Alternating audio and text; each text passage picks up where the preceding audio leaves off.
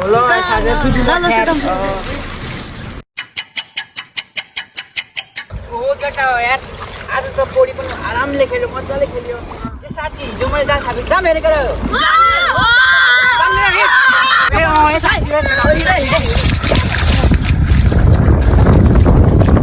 जाँदा भारी भारी छ त नि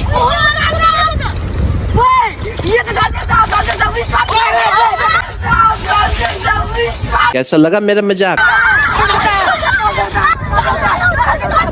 केटाहरू यार चल्दै उता आउनु भएको छ विश माग्नुपर्छ म पैसा ही पैसा ओ मागु मागु परमेश्वर जले एउटा मलाई 16 वर्षको राम्रो ट्रक मिलाइदिनु पर्यो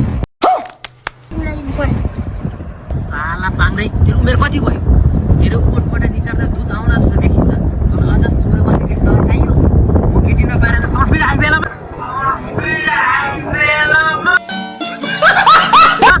जल्दी उता मेरो सम्पूर्ण भरिपूर्ण छ म मेरो जिउ देखेर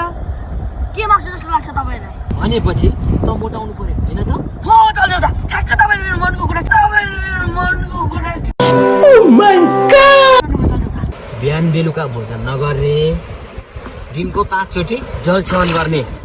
त्यसपछि सुके नासबाट फुके नासमा हुन्छ कता जस्तो बालक जल्दी उता बाबु कि जल्दी उता मेरो पनि एउटा विश छ के छ मलाई कहाँदेखि सित परिवर्तन गरिदिनु पर्यो उता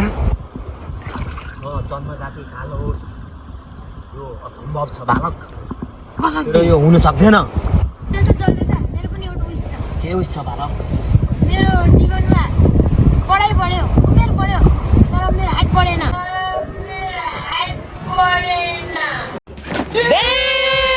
यो जुनीमा असम्भव छ बालक तिम्रो वंशगत अनुसार प्रब्लम देखिन्छ तिमी डाइटभन्दा बढी फाइट खेल्छौ त्यही भएर तिम्रो हाइट र वेट त्यस्तो भएको बालक लास्टु